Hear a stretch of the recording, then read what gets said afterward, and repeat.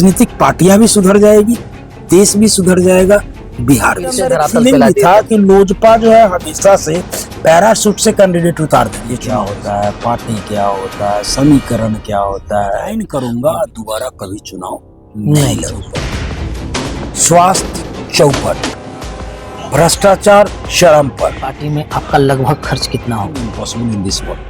कि रविंद्र सिंह राजनीतिक सफर में सबसे ज्यादा रुपया खर्चा करने वाले आदमी हैं।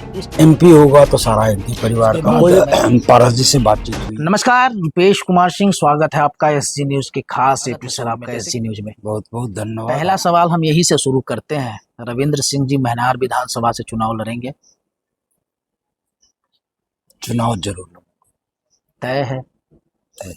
कहीं किंतु परंतु नहीं। राजनीतिक जीवन का शुरुआत कहाँ से हुई आपकी?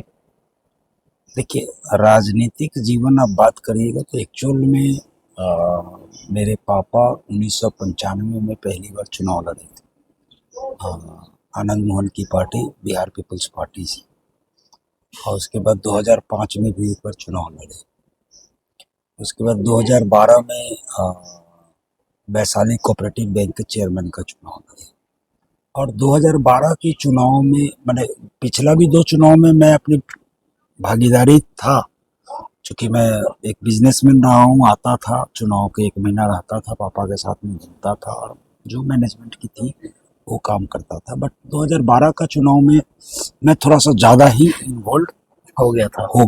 2012 में कौन सी पार्टी से चुनाव लड़े थे? नहीं, वो कोऑपरेटिव बैंक के चेयरमैन का चुनाव। कोऑपरेटिव बैंक फर्स्ट टाइम जब आप एक्टिव हुए थे, फर्स्ट टाइम बोले कि एक एग्रेसिवली राजनीतिक एक्टिविशन जो था 2012 में था।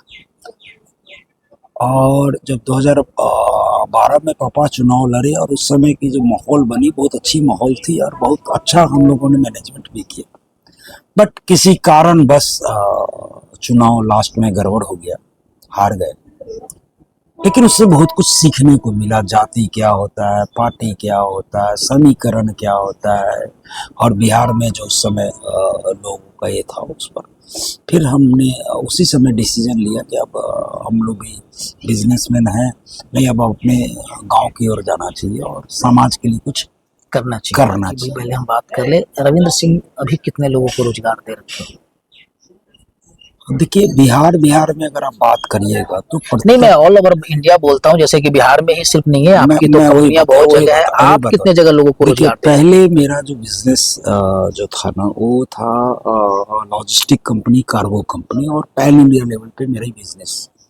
और इसमें प्रत्यक्ष रूप से जो पेड ऑन पेरोल जो एम्प्लॉय थे वो करीब 490-500 के आसपास थे।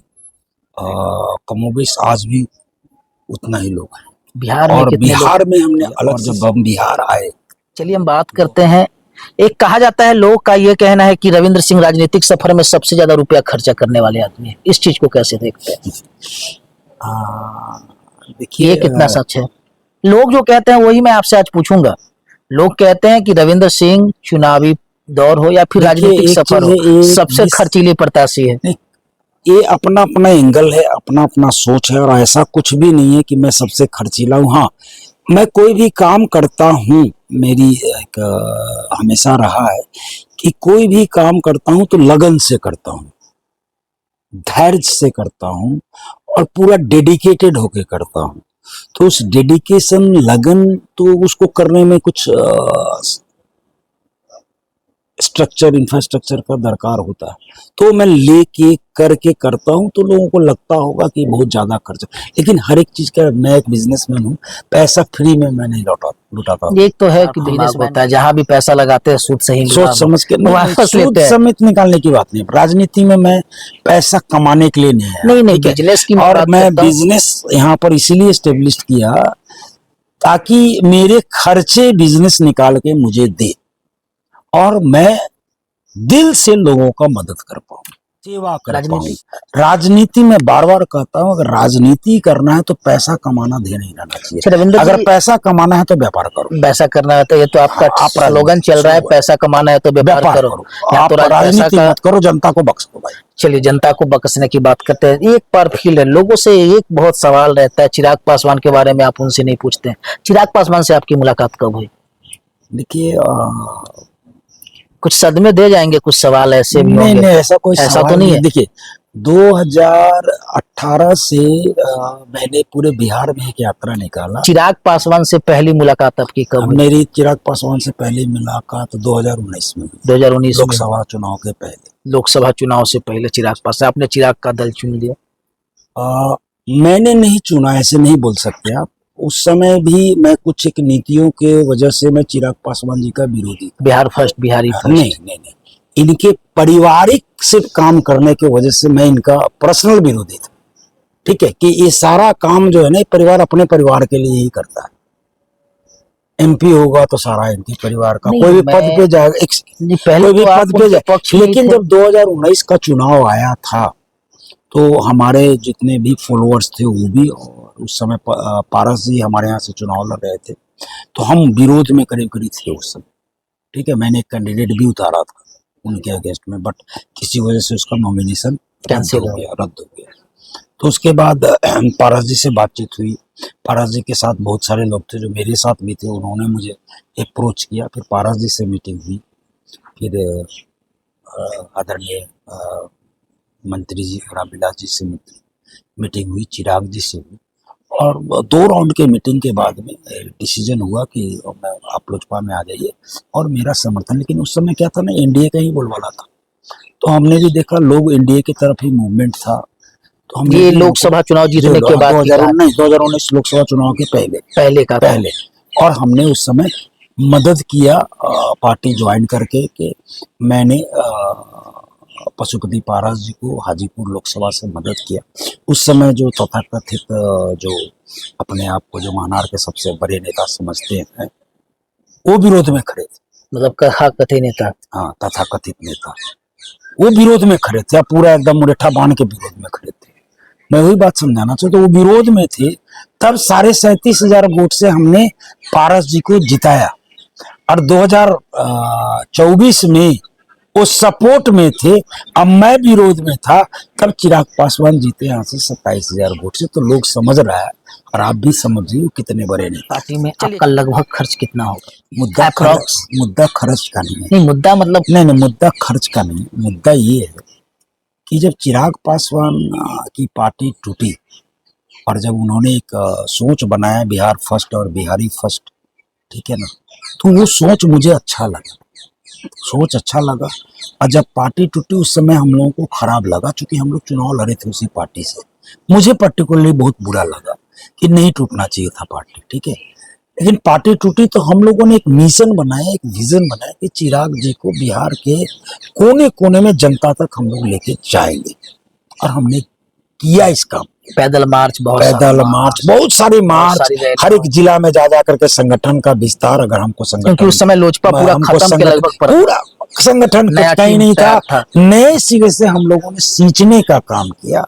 और चिराग जी लगातार ये कहते रहे कि जो धोखा दिया है, जो गद्दार है, जो परिक्रमा करेगा उसको हम लोग तरजीह नहीं देंगे। जो मेहनत करेगा, क्षेत्र में जाएगा, क्षेत्र में लगा रहेगा, उसको हम तरजीह देंगे।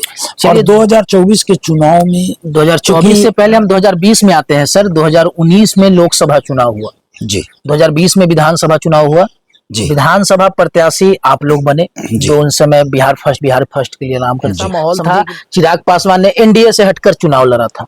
उस समय कुछ ऐसे लोग थे, पासवान जी का एक स्ट्रेटजी था कि हमें अपनी ताकत दिखानी, अपने आप को बिहार में एस्टेब्लिश करना है। और उस समय जो बोलते हैं ना, मैं आज समझ में आया कि नहीं, बिहार में अगर पार्टी को वास्तव में ग्रास रूट में एस्टेब्लिश करना तो एक अच्छा कदम है। उनकी अपनी भी रणनीति थी।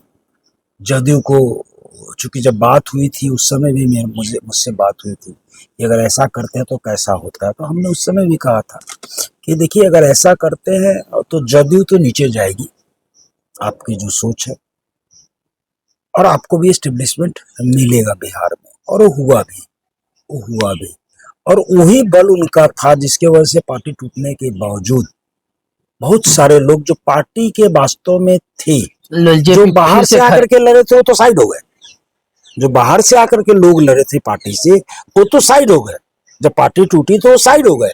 बट जो पार्टी के रियल लोग थे, जो ज्वाइन करके चुनाव लड़े थे, वो रहे। और सबने बहुत मेहनत किया। कार्यकर्ताओं ने एक माहौल कार्यकर्ताओं के बनाया था, अंदर फिर से लोजपा को आपका धरातल फीलिंग फैला भी दिया था कि लोजपा जो है हमेशा से पैराशूट से कैंडिडेट उतार देती है चुनाव। लोगों में आक्रोश उस समय भी था कि नहीं भैया, आप बोलते हैं मेहनत करने के लिए, हम लोग कार्यकर्ता बनेंगे, हम लोग काम करेंगे, लेकिन चुनाव आएगा तो फिर ऐसा ही करेंगे। तो हम बोले नहीं यार, ये चिराग पासवान पहले वाला चिराग पासवान नहीं है।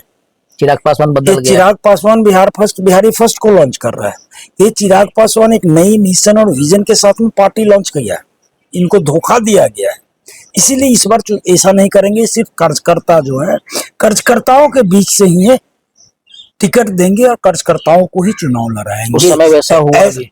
ऐसा बोले, उस समय हुआ भी, जब चुनाव हुआ लगातार बोलते गए और 2020 में करीब करीब हुआ भी।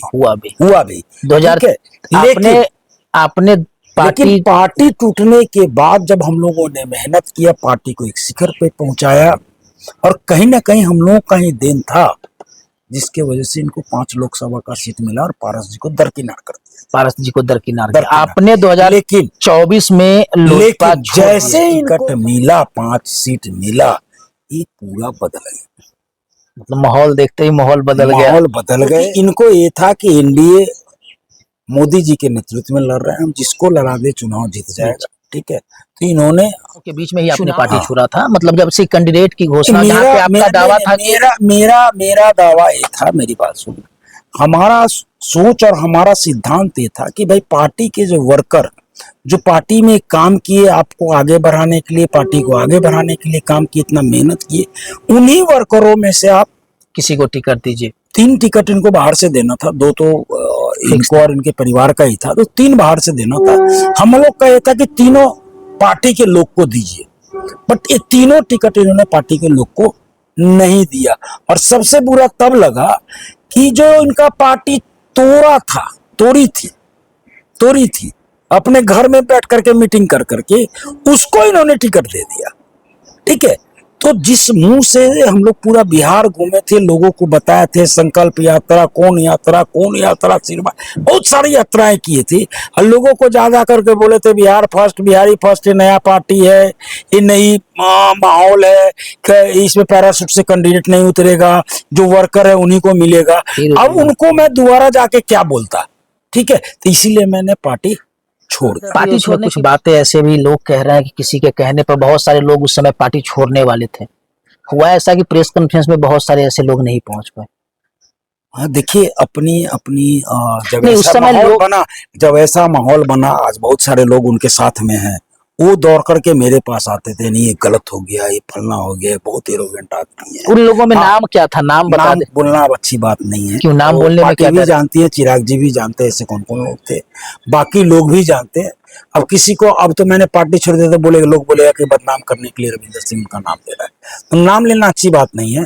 और आज भी मैं आपको गारंटी से बोलता हूँ, विधानसभा में भी अगर इनका यही रवैया रहा तो विधानसभा के बाद भी इनकी पार्टी धाराशायी हो जाएगी उसमें। और अभी भी आपने सुना होगा, अभी करीब खगड़िया में सांसद जी से नाराज होकर उनका पूरा 38 लोगों ने शायद फिर खगड़िया में भी पार्टी छोड़, तो ये स्थिति इनकी रहेगी इसमें। और इनका जो प्रेस कॉन्फ्रेंस की बात करता हूँ, उस प्रेस कॉन्फ्रेंस में जिन्होंने आपसे वादा किया था कि हम भी साथ नहीं पार्टी छोड़े, सारे लोग नहीं, उस समय क्या हुआ था सो थोड़ा सा मुझे बताइए। जनता ये उस समय हम लोग करीब 38 लोग रिजाइन किए, जिसमें हम थे, अजय कुशवाहा जी थे, रेणु कुशवाहा, सतीश बाबू थे, इस तरीके के बहुत सारे लोग थे। और उसमें कौन नहीं आ पाया था जो कह के नाम छोड़ दीजिए, ऐसा कम से कम वैशाली जिला के ही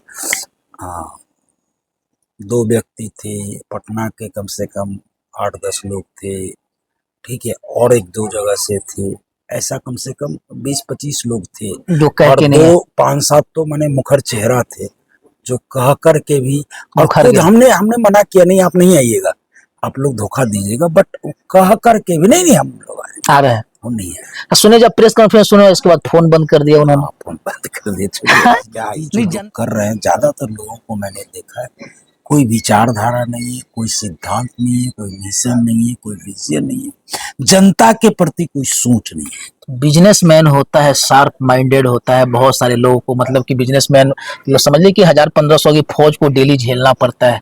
व्यापार की बात हो, क्योंकि होता है प्रोडक्शन, होता है सेल, होता है, इसमें आप माहिर थे, इस जगह आप कैसे पीछे हो गए साहब जी? पीछे आप कैसे कर सकते हैं? चिराग पासवान से हटना लोग एक आपको नहीं, पीछे आप नहीं कर सकते। हमें वो विजन था, वो सोच था, वो काम करने की क्षमता थी, इसीलिए लोजपा लोजपा बनी, लोजपा रामविलास। लोजपा रामविलास बनाने में कहीं ना कहीं हम लोग का 100% योगदान है, समझे ना, था। और पीछे नहीं, पीछे मैं अपने सिद्धांत के, मैं बोला ना, आपका अगर कोई विजन नहीं है, कोई सिद्धांत नहीं, तो राजनीति करना बेकार है। चलिए एक सवाल और पूछते हैं, छोड़ दीजिए, 4 कैंडिडेट की बात करूंगा, टक्कर किससे होगी आपकी? देखिए, ये हम लोग का संविधान और हम लोग का जो लोकतंत्र है, लोकतंत्र में सबको अधिकार मिला हुआ है चुनाव लड़ने का। सब लोग जनता के बीच जा रहे हैं, ठीक है, जनता सब कुछ समझ रही है। जिनका भी आप नाम ले रहे हैं, इसमें कुछ नए लोग हैं जो अपना स्थिति और परिस्थिति बना रहे हैं, जनता के बीच जा रहे हैं, जाना उनका कर्तव्य है, जाएंगे। जो कुछ पुराने लोगों का नाम ले रहे हैं, जो ऑलरेडी यहाँ प्रतिनिधित्व कर चुके हैं, तो उन्होंने कैसा प्रतिनिधित्व किया है और क्या मनार को दिया है। एक नाम उसमें मेरा छूट गया था, अच्युतानंद सिंह भी आ गए, वो भी प्रतिनिधित्व कर चुके हैं। तो जनता इस बात को जानती है कि इनके प्रतिनिधित्व काल में इन्होंने महानार की जनता को क्या दिया। शिक्षा, स्वास्थ्य चौपट, भ्रष्टाचार चरम पर, घुसखोरी चरम पर, हर एक जगह इन्होंने एक सिंडिकेट बना दिया, पैसा वसूलने का सिंडिकेट बना। तो जनता इस बात को जानती है। जनता अब खोज रही है पढ़ाई लिखाई, दवाई, कमाई, और इन लोगों ने कुछ भी नहीं किया। ना मनार में, मनार नगर ले लीजिए, जंदाहा नगर लीजिए, आज भी जाइए बरसात में देख लीजिए क्या स्थिति है, क्या परिस्थिति है। सिर्फ बोर्ड लगा हुआ है चकाचक मनार, चकाचक जंदाहा, लेकिन उसमें जाइएगा तो खचाखच है, ठीक है। बारिश में देख लीजिए जाकर के ना, पैदल आप जा नहीं सकते पैदल। तो इनके शासन काल में मनार बहुत बद से बदतर स्थिति में जा चुकी है। जनता इस बात को समझ गई है। अब पिछले 5 साल से मैं लगातार क्षेत्र में बना हुआ हूँ।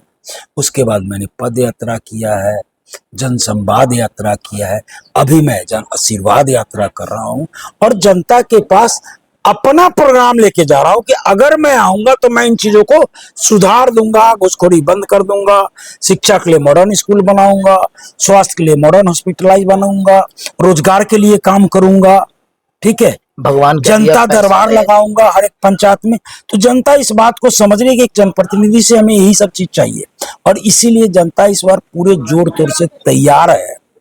माहौल बदलने वाला है कि एक बदलाव तो इस बार कर देना है, क्योंकि वो बोल रहे हैं कि सबको तो देख लिए, परख लिए। रविंदर सिंह लगातार निस्वार्थ भावना से आज पिछले पूरा 13 साल से लगा हुआ है क्षेत्र में, 2-2 चुनाव लड़ा है।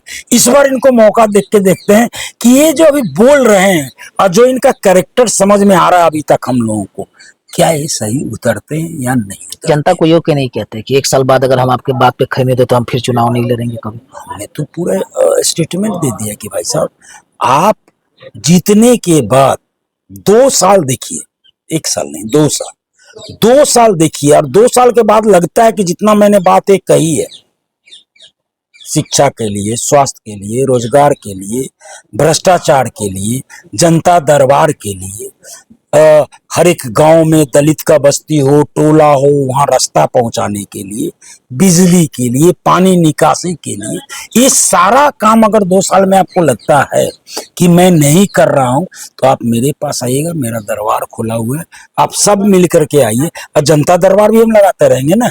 अगर नहीं लगाते हैं तो अगर आप कहेंगे ज्वाइन करूंगा, दोबारा कभी चुनाव नहीं। एक सवाल आपने तो बताया ही नहीं, अब तो लगभग पूरा तैयारी कर ही चुके हैं। राजद से कितनी बात चली, राजद से लड़ेंगे? देखिए, राजद से मैंने राजनीतिक जीवन बिहार में शुरू किया। जब मैं एक्टिव हुआ तो राजद से ही शुरुआत हुई है, और राजद का प्रिंसिपली, राजनीतिक प्रिंसिपल कुछ ऐसा है जिसको मैं समझता हूँ बहुत अच्छा प्रिंसिपल है। लोग तो कह रहे हैं कि जब राजद से आएंगे तो बहुत सारे ऐसे लोग हैं जो आपको वोट नहीं करेंगे। गरीबों मजलूमों की ये पार्टी है। इन्होंने लोगों को हिम्मत दिया, आवाज दिया, मुख्य धारा में लाने का काम किया। पहले तो एक वीडियो भी आपका वायरल हो रहा है जिसमें आप उनको बुराई करते हुए नजर। तो ये मतलब पार्टी का सीन होता है कि हम पक्ष में हैं या विपक्ष में? मैं लालू जी की बात किया पहले, ठीक। लालू जी की एक सोच थी कि नीचे के तबकों को, लोगों को भी ऊपर कुर्सी पर बैठाया जाए, उनको बोलने का ताकत दिया जाए। और आज जो बिहार है कहीं ना कहीं लालू जी का देन है कि सब लोगों को वो फ्रीडम मिला, वो हिम्मत मिला, आज सब बराबर के हक पर आए। इकोनॉमिकली नहीं आ पाए बट सोशली आ गए। वो लोग तो कहते हैं कि नीतीश जी का बनाया हुआ बिहार है। नहीं, वही बात, इस बात को समझना पड़ेगा। मैं मानता हूं, ठीक है। अब जब चरम पर लालू जी पहुंचे तो कुछ गड़बड़ियां हुई पार्टी के अंदर, नहीं समझे? पार्टी के अंदर गड़बड़ियां हुई, इसी लोगों ने नीतीश कुमार को मौका दिया। और नीतीश कुमार 2005 में जब आए तो उन्होंने बिहार के लिए काम किया। 2005 से 10 अच्छा काम किया, इसको नकारा नहीं जा सकता, ठीक है। बट 2010 में जब बिहार की जनता ने भरभरा करके इनको बहुमत दे दिया ना, बस एक कुर्सी कुमार बन गए वहां से। और जब एक कुर्सी कुमार बन गए तो बिहार को तहस नहस कर दिया। चलिए रविंदर सिंह जी, लंबी बात करते, अब कुछ खत्म भी करने की विचार, मतलब पार्टी टिकट न दे या दे, कोई भी दल टिकट ही दे या न दे, रविंदर सिंह प्रत्याशी होंगे। जनता ने मुझे जो प्यार दिया है, मुझे उत्साह दिया, मुझे जो एनर्जी दिया, ये मेरी ताकत है। जनता मेरी ताकत है। मैं लगातार जनता के बीच में हूं और मरते दम तक जनता के लिए काम करते रहूंगा और करूंगा। और इस बार 2025 की चुनाव मैं नहीं लड़ रहा हूं, महानार की जनता। महानार का विकास का आपने वादा किया, 2 साल में काम नहीं करेंगे, रिजाइन दे देंगे। एकदम, इसमें कहीं किंतु परंतु नहीं। सदस्य में से आपको नफरत सबसे ज्यादा किन प्रत्याशियों से? यहाँ के जो प्रत्याशी है महानार। नहीं, मुझे किसी से नफरत नहीं है। चुनावी मुझे सिर्फ एक नफरत है कि राजनीति में पेशा बना देते हैं, उससे मुझे नफरत है। 4 लोगों का जो इन्होंने मतलब नहीं लिया है। संजय राय से कैसा संबंध है? अच्छी संबंध है। रामा सिंह से संबंध बोलिएगा तो पर्सनल है। उमेश कुशवाहा जी से? उनसे भी पर्सनल संबंध है। राजनीतिक संबंध में दरार है, उनका मोटो और आपके मोटो में अंतर है। बहुत अंतर। राजनीतिक संबंध में दरार है। दरार कुछ नहीं है। उनका विचार, मेरा विचार, मेरा काम करने का तरीका, उनका काम करने का तरीका कंप्लीट भिन्न है। और जनता ये सब देख चुकी है। जनता ये सब देख चुकी है। जनता इसको समझ रही है। विचारधारा की, भावना की लड़ाई है, ठीक है। महानार की जनता की उन्नति की लड़ाई है। महानार की जनता की शिक्षा की लड़ाई है। महानार की जनता की स्वास्थ्य की लड़ाई है। महानार की जनता की रोजगार की लड़ाई। जनप्रतिनिधि रहे, क्यों नहीं कुछ किया? कुछ तो कर सकते थे। सरकार का फंड है, बट यही दरार नीति की दरार है। ऐसे प्रश्न लड़ाई नहीं, पर्सनल किसी से क्या, हमारा कोई खेत ले लिया है ना, पर्सनल किसी से कुछ नहीं। रविंद्र सिंह यात्रा के दौरान मैंने कहा है कि ये अपने अपने पसंद के कैंडिडेट को चुन लो, ठीक है। पार्टियां भी सुधर जाएगी, देश भी सुधर जाएगा, बिहार भी सुधर जाएगा। ये बहुत बड़ी बात यहाँ के जनता को कहा है। और सबसे पहले बता दें कि हमारे साथ रविंदर सिंह, मैंने कहा था कि आपके हर एक सवाल का जो है सटीक जवाब देंगे, और मैंने आपका हर एक सवाल इनसे पूछ लिया। ऐसा कोई सवाल नहीं था जिन्होंने इन्हें छोड़ा है। कुछ सवाल को खींच कर आंसर देते हुए नजर आए और कुछ चीज से भागते नजर से चले, न कि पार्टी की विचारधारा से खेले। और जिस दिन आप ये समझ लेंगे कि कौन सा कैंडिडेट हमारे लिए बेहतरीन है, सर ने कहा पार्टी भी सुधर जाएगी और नेता भी सुधर जाएंगे और दल भी सुधर जाएगा। तब तक के लिए बहुत बहुत धन्यवाद सर, हमारे साथ। धन्यवाद, थैंक यू। आप आए और आप लोगों को भी बहुत बहुत धन्यवाद।